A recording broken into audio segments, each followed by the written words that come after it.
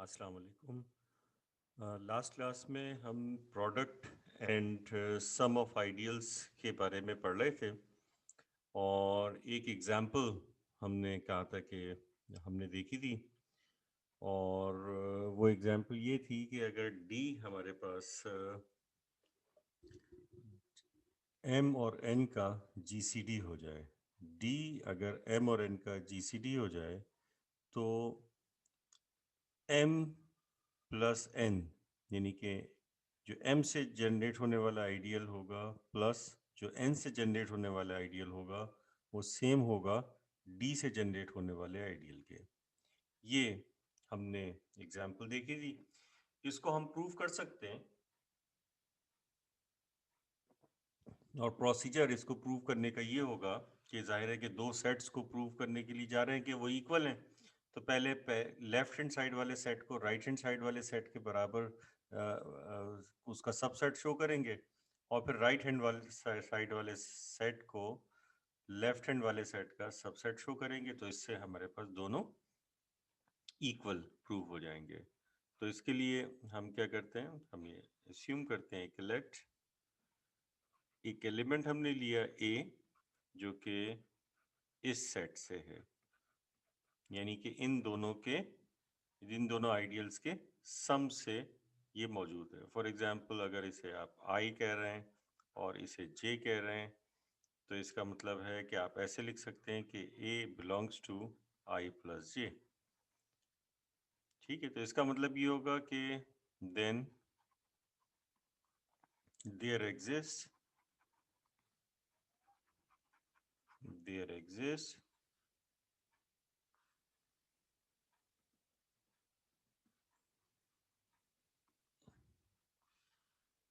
Are and S R and S such that A is equal to Rm plus S N, क्योंकि A इसका element है तो इन दोनों के सम के तौर पर लिखा जा सकता है। अब हमें ये बात पता है कि as D is a GCD of M and N, ठीक है, then there exist coprime integers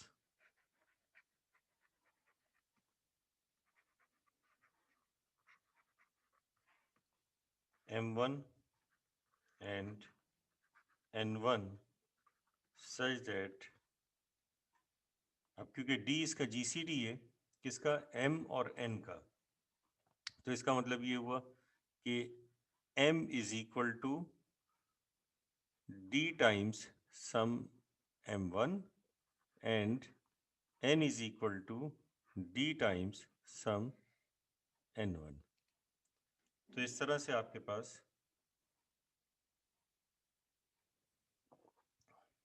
ये आ जाएगा।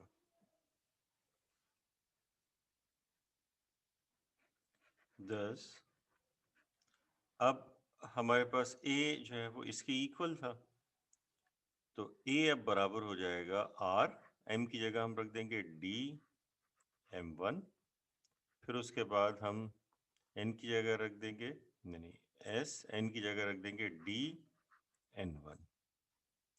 तो फिर इसके बाद ये आ जाएगा, अब इसमें से ऐसा करें कि d कॉमन ले लें, तो जब d कॉमन ले लेंगे तो ये हो जाएगा r m1 plus s n1 times d। तो इसका मतलब ये हुआ कि ये d का मल्टीपल है। तो अगर ये एलिमेंट d का मल्टीपल है तो इसका मतलब ये होगा कि ये एलिमेंट d से जनरेट होने वाले आइडियल में होगा। तो इसका मतलब है कि a d से जनरेट होने वाले आइडियल में मौजूद है। तो अगर a d से जनरेट होने वाले आइडियल में मौजूद है तो इसका मतलब ये हुआ कि a हमने इसमें से लिया था, फिर a इसमें आ गया, तो हम लिखेंगे दस set m plus n is a subset of D। ठीक है, अब इसके बाद नाउ लेट अब हमें शो करना है कि ये जो D है से जनरेट होने वाला आइडियल है, ये इसका सबसेट है लेफ्ट हैंड साइड का। तो लेट, अब एक एलिमेंट लेंगे, हमने A एलिमेंट लिया जो कि हमने कह दिया कि वो इसमें मौजूद है। तो इसका मतलब ये हुआ कि A जो है वो D का मल्टीपल होगा कोई, क्योंकि इसमें इसके जो है वो आइडियल में मौजूद है, क्योंकि ये A जो है इसमें मौजूद है। सो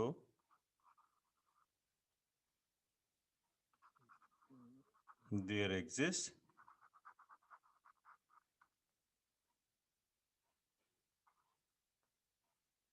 an integer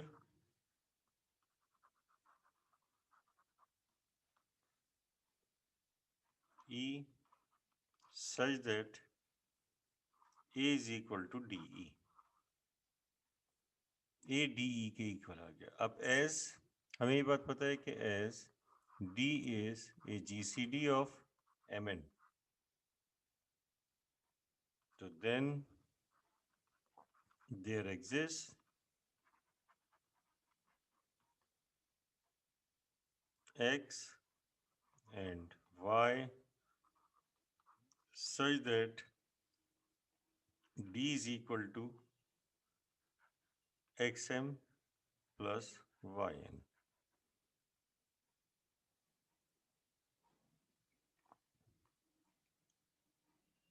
ठीक है, D इसके इक्वल आ गया, XM plus YN। अब A जो है वो D टाइम्स E था, तो A is equal to D की जगह हम रख देंगे XM, तो अब हमारे पास ये हो जाएगा XM प्लस YN, और फिर उसके बाद D के बाद E है, यानी कि ये वाली इक्वेशन को हम यहाँ पर दोबारा लिख रहे हैं और इसमें D की जगह ये D की वैल्यू लिख दी। अब इसके बाद इसे हमने क्या किया, E को अंदर मल्टीप्लाई कर दिया, तो ये जाएगा X E M plus Y E N। तो इस चीज़ को हम ऐसे लिख सकते हैं कि X E times M plus Y E times N। तो अगर ये M और N के कम्बिनेशन में लिखा हुआ है, लीनियर कम्बिनेशन में, तो हम ये कह सकते हैं कि A जो कि इसके इक्वल है बिलोंग्स टू, या आप पहले ऐसे लिख दें कि ये वाली चीज़ जो आपके पास ये आ रही है X E times M plus Y E times N, ये बिलोंग करेगी M प्लस N में, और क्योंकि ये A के इक्वल है तो इसका मतलब है कि A इसमें बिलोंग करेगा। तो A हमने लिया था D में और ये इसमें आ गया, तो इसका मतलब ये हुआ दस D से जनरेट होने वाला ideal is a subset of M plus N।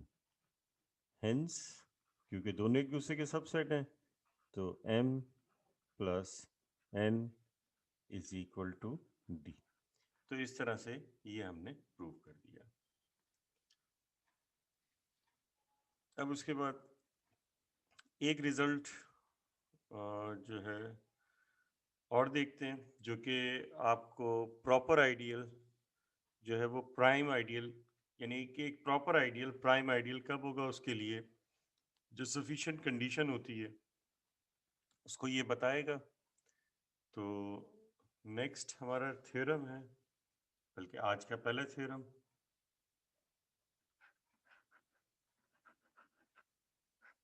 इसे थ्योरम 1 कह दीजिए आप। Let P be a proper ideal of an integral domain D, then P is a prime ideal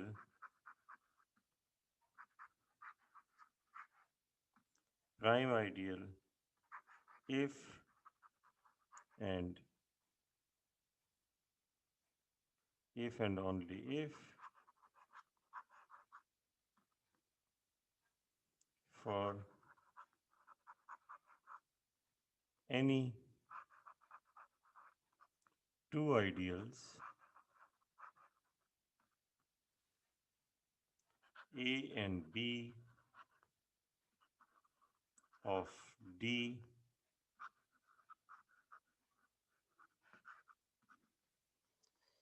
satisfying AB is a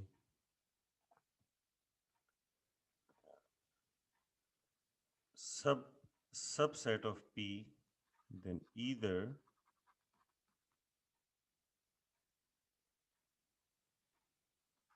A is a subset of P or B is a subset of P। ये if and only if condition के साथ है, यानी कि prime ideal के लिए समझ लीजिए कि एक sufficient condition, necessary and sufficient condition है प्राइम आइडियल के लिए कि अगर P एक प्राइम आइडियल होगा अगर आपके पास दो आइडियल ऐसे मौजूद हों कि जिनका प्रोडक्ट अगर उसका सबसेट हो तो उनमें से एटलीस्ट एक जो है वो उसका सबसेट होना चाहिए। ठीक है, तो ये इसी तरह से हमने प्राइम एलिमेंट और प्राइम जो है वो यानी कि इरेड्यूसिबल और प्राइम एलिमेंट्स के लिए किया था पहले। अब इसके बाद हम इसे जो है वो आइडियल्स के लिए देख रहे हैं कि प्राइम आइडियल्स क्या है। तो इसका प्रूफ देखते हैं।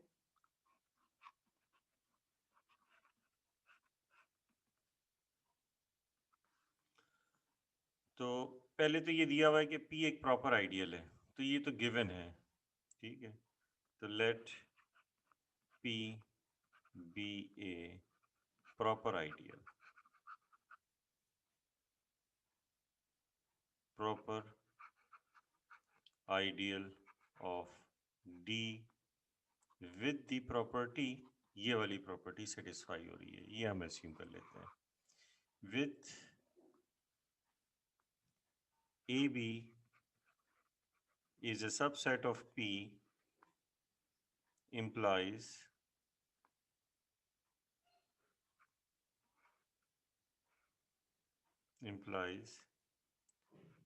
A is a subset of P और B is a subset of P, जबकि A और B जो है वो आइडियल्स ऑफ D हैं। ये हमने जो है वो हमें गिवन भी है और हम इसे कंसीडर भी कर रहे हैं। अब इसके बाद अब इसको प्रूव करेंगे। ये हमने ले लिया, अब हमें प्रूव क्या करना है? P is a prime ideal of D। तो हमें प्रूव ये करना है कि P prime ideal of D है। तो P को अगर D का प्राइम आइडियल जो है वो आपको प्रूव करना है तो जो है आप अस्यूम करें कि let A B belong to D such that AB belongs to P। इस तरह से आपने ये AB एलिमेंट ले लिए। अब अगर हमें ये प्रूव करना है कि P प्राइम आइडियल है तो इसका मतलब ये होगा कि या तो A P में मौजूद होगा या फिर B P में मौजूद होगा। ठीक है, अच्छा ये A जो है वो इस तरह से लिया है हमने कि इस A से आइडियल A जनरेट हो रहा है और B से आइडियल B जनरेट हो रहा है। हम ये सेट करते हैं कि जो A है वो असल में A से जनरेट हो रहा है एंड B जो है वो B से जनरेट हो रहा है और प्रोडक्ट के केस में हमने पढ़ा था सो दैट हम ये कह सकते हैं कि जो AB होगा वो जनरेट होगा ए बी यानी कि ई बी से, और ये फिर जाहिर है कि सबसेट हो जाएगा पी का, क्योंकि ये गिवन है A B is a subset of P. ठीक है, तो ये हमें जो है वो गिवन कंडीशन जो हमने ली हुई है उसके मुताबिक हमने ये लिख दिया। हेंस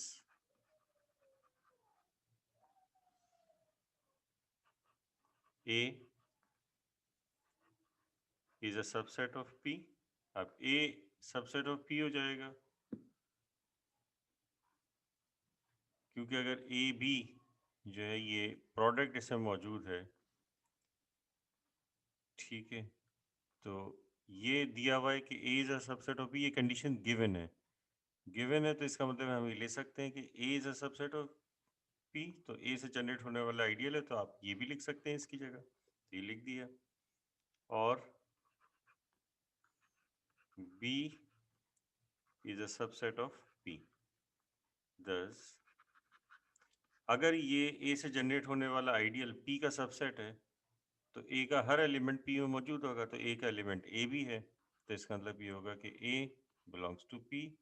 और इसी तरह से बी से जनरेट होने वाला आइडियल इसका सबसेट है, तो बी का हर एलिमेंट पी का एलिमेंट होगा, तो इसका एलिमेंट एक बी होगा, तो ये पी का एलिमेंट हो जाएगा। तो हमने लिया था कि A B belongs to P, तो हमारे पास आ गया ए बिलोंग्स टू पी और बी बिलोंग्स टू पी। ये शो करता है कि P is a prime ideal, hence P is a prime ideal. तो P प्राइम आइडियल है। अब इसके बाद हम जो है इसका कन्वर्स शो करेंगे, यानी कि हम ये लेंगे कि P प्राइम आइडियल है, तो ऐसी सूरत में यह कंडीशन हमें शो करनी होगी। ठीक है, तो हम इसको प्रूव करने के लिए यानी कि इसका ये कन्वर्स प्रूव करने के लिए हम जो है वो इसमें रिवर्स चलते हैं, और ये हम एस्यूम करते हैं कि suppose that P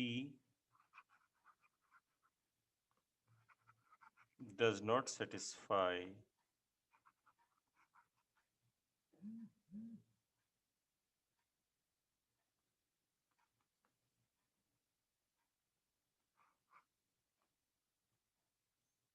AB is a subset of P implies A is a subset of B P और B is a subset of P।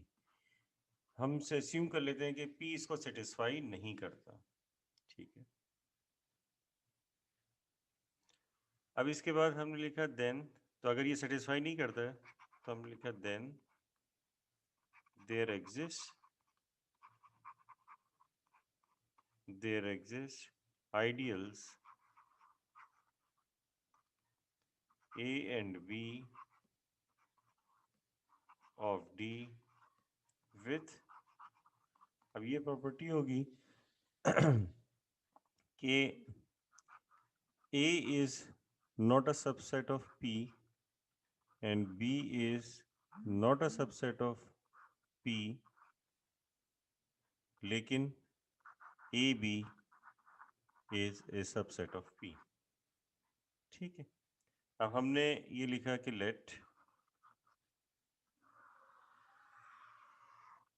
हमने लिखा late A belongs to A।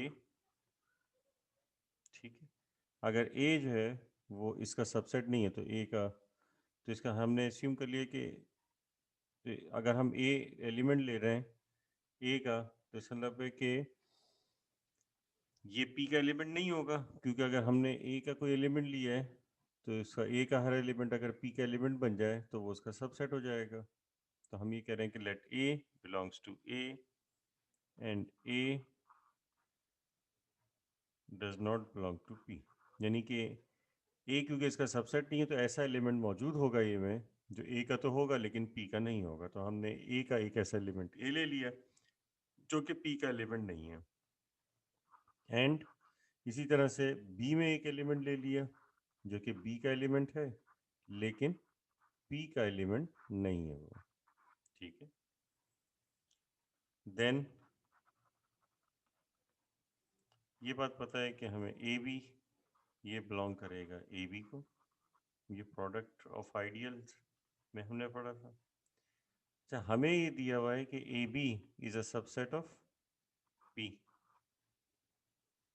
ठीक है, तो A B and A B जो है वो A B से जनरेट होगा। तो अगर ए बी सबसेट है पी का तो ए बी का हर एलिमेंट जो है, ए बी का हर एलिमेंट वो पी का एलिमेंट होगा।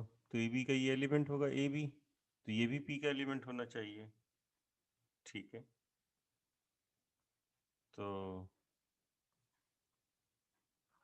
ए बी का ये एलिमेंट पी का एलिमेंट हो गया, but A is not the element of P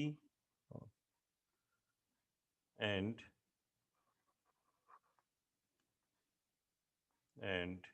B is not the element of P. So P is not prime. तो इसका मतलब है कि P प्राइम आइडियल नहीं है। तो अगर P प्राइम आइडियल नहीं है तो हमने ये कंडीशन ली थी कि सेटिस्फाई नहीं कर रही, तो इसका मतलब प्राइम आइडियल नहीं आ रहा। तो इसका मतलब है कि 10 अगर P प्राइम आइडियल है तो फिर ये कंडीशन सेटिस्फाई करेगी। तो ये तो इस तरह से ये थ्योरम का प्रूफ कंप्लीट हो जाता है। अब इसके बाद नेक्स्ट रिजल्ट पे चलते हैं। तो नेक्स्ट रिजल्ट जो है आज का सेकंड रिजल्ट हो जाएगा, इसे थ्योरम 2 कह दीजिए। इसका स्टेटमेंट ये है कि let D and D1 be integral domains. Integral domains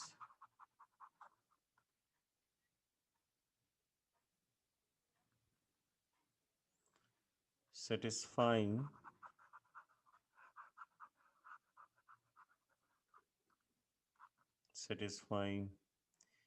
D is a subdomain of D1. तो D is a subdomain of D1 ये दिया हुआ है और दोनों इंटीग्रल डोमेन है। Let P be a prime ideal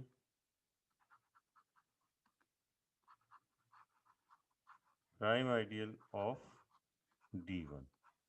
तो इस D1 यानी कि जो ये वाली डोमेन है इसका P प्राइम आइडियल है।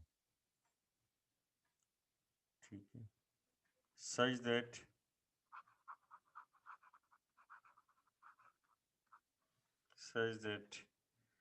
P intersection D is not a trivial ideal। P intersection D जो है वो नॉन जीरो है। ठीक है, इसमें नॉन जीरो है और डी भी नहीं है, ना तो नॉन जीरो है ना ही डी है। यानी कि इसका मतलब है कि P इंटरसेक्शन D जो है वो प्रॉपर नॉन ट्रिवियल है। देन तो अब देखें कि क्या प्रूव करना है। तो प्रूव ये करना है कि then P intersection D is a prime ideal. तो P intersection D prime ideal of D, तो ये प्राइम आइडियल ऑफ D है।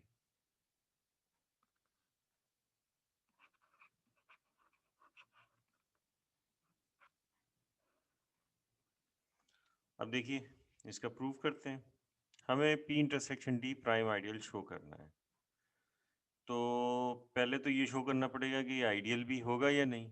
तो इसका मतलब है कि पहले तो आपको ये शो करना पड़ेगा कि ये P इंटरसेक्शन D एक आइडियल है, प्रॉपर आइडियल।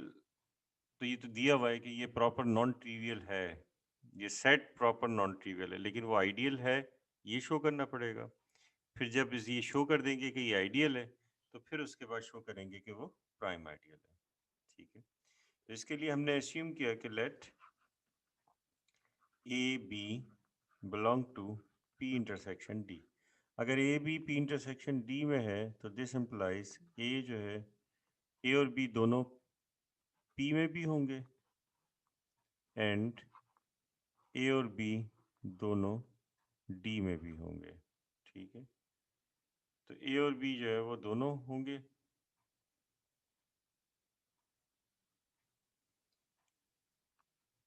अब क्योंकि P एक आइडियल है, एज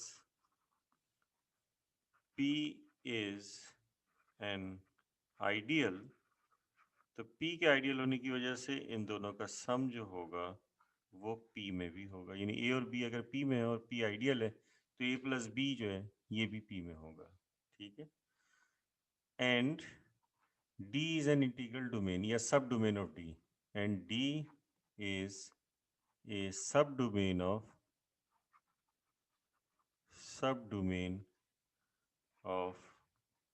D, दस A प्लस B ये भी D में होगा। ठीक है, क्योंकि अगर सब डोमेन है तो इसका मतलब है with respect to addition closure property इसमें होल्ड करेगी। नाउ क्योंकि a प्लस बी अब P में भी आ गया, a प्लस बी D में भी आ गया, तो इसका मतलब ये हुआ कि a प्लस बी बिलोंग करेगा P इंटरसेक्शन D में। तो हमने a और b लिया था P इंटरसेक्शन D में, तो a प्लस बी भी P इंटरसेक्शन D में आ गया, यानी कि क्लोजर प्रॉपर्टी इसमें होल्ड करती है। अब उसके बाद हमने लिखा suppose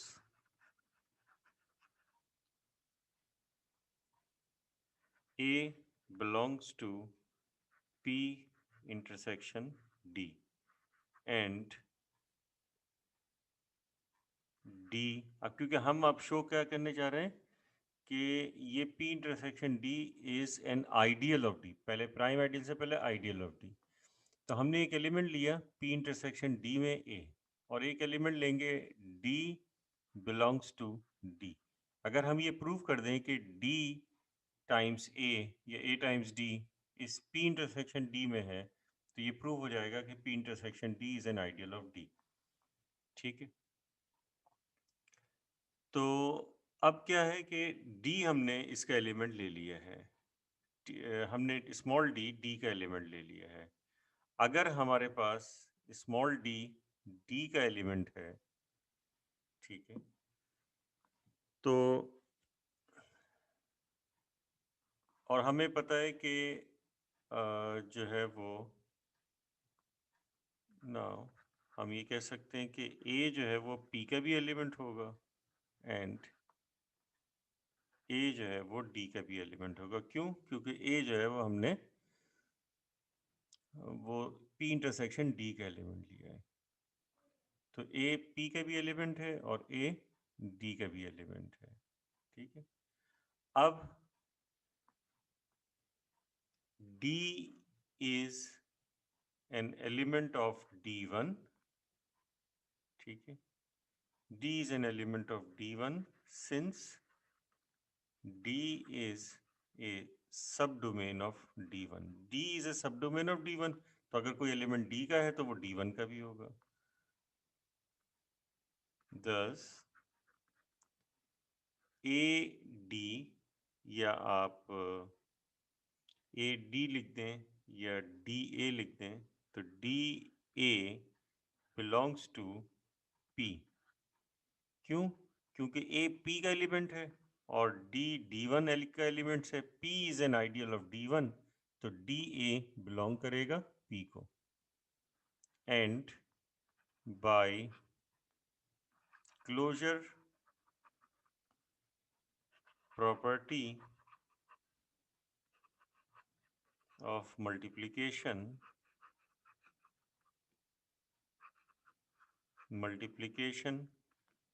in D, we have DA belongs to D. A जो है वो D का भी एलिमेंट है और D भी D का एलिमेंट है, यहाँ हमने लिया है। तो closure property with respect to multiplication होगी इसमें, क्योंकि D जो है वो इंटीग्रल डोमेन है। तो अब DA P का एलिमेंट है, DA D का एलिमेंट है, तो thus DA is an element of P intersection D. तो हमने A एक एलिमेंट लिया था P इंटरसेक्शन D का और D एक एलिमेंट लिया था इंटीग्रल डोमेन D का, तो इनका प्रोडक्ट P इंटरसेक्शन D में आ रहा है। Hence P intersection D is an ideal of D. तो ये तो प्रूव हो गया कि ये D का आइडियल है, लेकिन हमें अब ये प्रूव ये करना है कि ये प्राइम आइडियल ऑफ D है।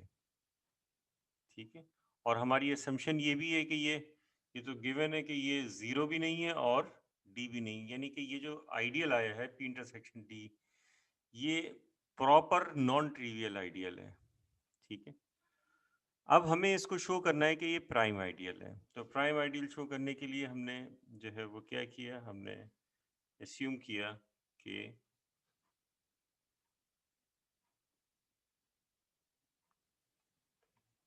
हमने ये एस्यूम किया कि फिर हम अब एस्यूम करेंगे कि let AB belong to D be such that AB belongs to P intersection D। ये हमने एस्यूम कर लिया कि A और B इस तरह के, हम प्रॉपर आइडियल शो करने जा रहे हैं P इंटरसेक्शन D को। हमने A और B दो एलिमेंट ऐसे लिए हैं कि A B हमने कि इनका प्रोडक्ट जो है वो P इंटरसेक्शन D में मौजूद है। ठीक है, देन तो इसका मतलब ये होगा कि ये जो प्रोडक्ट है, अगर ये A और B D के अंदर मौजूद हैं, देन A और B D1 में भी मौजूद होंगे। ठीक है, क्योंकि अगर D में मौजूद हैं तो D इज़ ए सब डोमेन ऑफ D1। तो इसका मतलब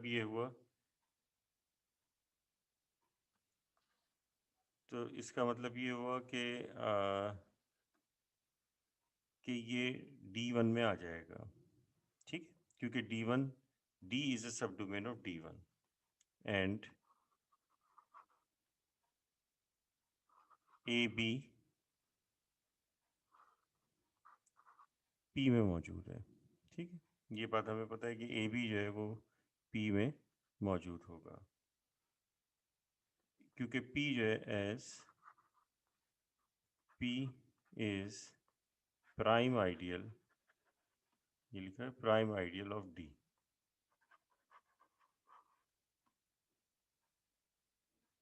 P जो है वो प्राइम आइडियल ऑफ D1 है, आइडियल ऑफ D1। तो P is a prime ideal of D1। तो इसका मतलब ये होगा कि हम ये कह सकते हैं कि AB प्रोडक्ट इसमें मौजूद होगा। ठीक है, तो इसका मतलब ये होगा कि हम ये कह सकते हैं कि we deduce that A belongs to P और B belongs to P। तो इसका मतलब ये होगा कि A जो है वो P में मौजूद होगा या फिर B P में मौजूद होगा। ठीक है, तो अगर A P में मौजूद है और B P में मौजूद है, तो आप ये कह सकते हैं कि क्योंकि ए और बी डी में मौजूद है तो this implies A belongs to P intersection D और B belongs to P intersection D. तो बस ये प्रूव करना था आपको कि ए भी आपने पी इंटरसेक्शन डी में लिया तो A belongs to P intersection B D और B belongs to P intersection D. तो इसका मतलब ये हुआ कि hence P intersection D is a prime ideal of D। तो ये प्राइम आइडियल ऑफ D होगा।